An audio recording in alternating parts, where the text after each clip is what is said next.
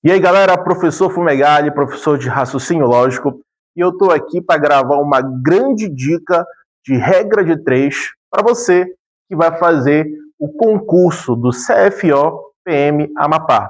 Aqui no quadro Pega a Visão.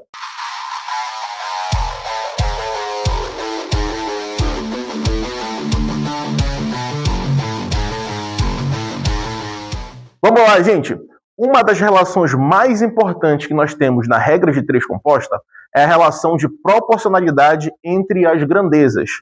E galera, a gente já pode decorar essas relações em qualquer problema que vier de regra de 3. Por quê, professor? Na maioria dos problemas de regra de 3, a gente vai ter uma relação de mão de obra, uma relação da produção dessa mão de obra, ou a gente pode ter uma relação de mão de obra e tempo. Então aqui eu já vou te dar duas relações que são extremamente importantes, que já pode fazer com que você não erre essa relação de proporcionalidade que eu vou ter entre as grandezas. Então diz aí, professor, qual é a relação? Galera, mão de obra e produção sempre vai ser uma relação diretamente proporcional. Por quê, professor? Porque quanto mais mão de obra você ter, maior será a produção dessa mão de obra.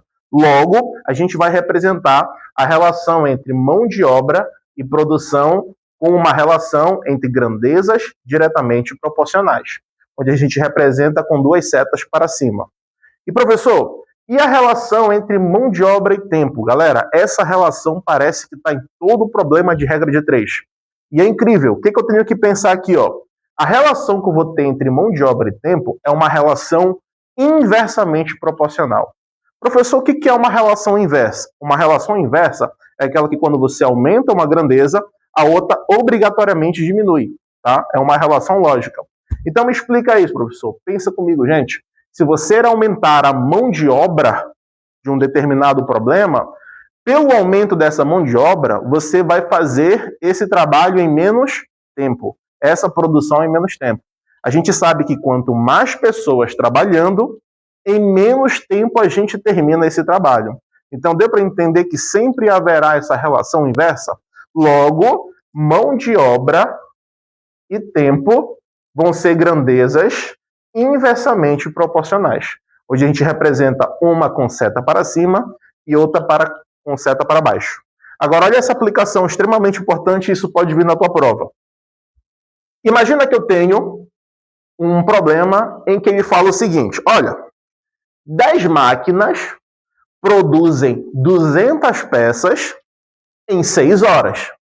E a pergunta dele é, quantas máquinas seriam necessárias para produzir 480 peças em 8 horas? Problema clássico de regra de 3 composta. O nosso objetivo é encontrar o número de máquinas dessa segunda situação aqui.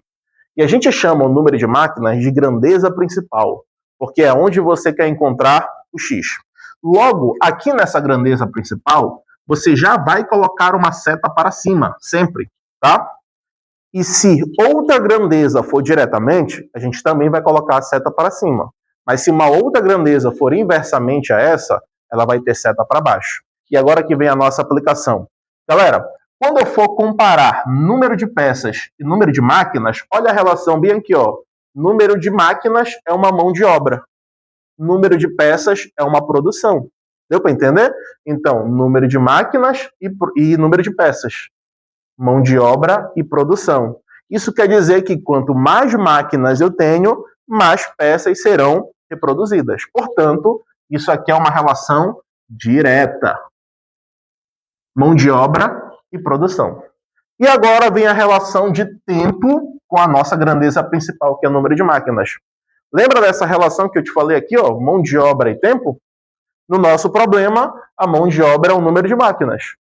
O tempo é o tempo em horas. Isso quer dizer que quanto mais máquinas, em menos tempo eu produzo essas peças. Portanto, aqui é uma grandeza inversa. E acredite, aqui é a parte mais chata. É a parte de você relacionar. É a famosa parte das setinhas, né? Então chegou aqui, acabou o problema. Eu acertei as setas, agora eu consigo chegar no meu resultado. O que eu vou fazer, professor? Aqui onde tem essa seta inversa, você vai inverter o valor. Ou seja, aqui é 6 sobre 8, então você vai subir o 8 e descer o 6. É como se você invertesse a seta. E onde já tem seta para cima, você mantém 200, 480 e mantém aqui o 10 e o x. E agora, professor, o que eu faço? Agora você vai utilizar o método da cruz. Você vai passar uma cruz em cima do x. Percebe aqui, vertical, horizontal. Você verificou que tiveram números que tocaram a cruz e tiveram números que não tocaram a cruz? Isso é extremamente importante para a gente finalizar o problema. Por quê, professor? Porque estes três números, 10, 480 e 6, os números que tocaram a cruz, vão ficar sempre na parte de cima. E 208, que foram os números que não tocaram a cruz, vão ficar na parte de baixo. Portanto, olha o que a gente vai fazer agora. Pode cortar 2 zeros aqui de cima com 2 zeros de baixo. Ficou 48 vezes 6, dividido por 2 vezes 8. E aqui você pode simplificar, tá? Pode pegar o 48 e dividir por 8, que dá 6. E você pode pegar esse 6 e dividir por esse 2, que dá 3. Ou seja, no final das contas, ficou somente o 6 e o 3. E 6 vezes 3 é 18. Então, para produzir 480 peças em 8 horas, serão necessárias 18 máquinas. Então, essa é a grande dica que com certeza virá na prova do concurso do CFO PM Amapá. Te aguardo para a próxima.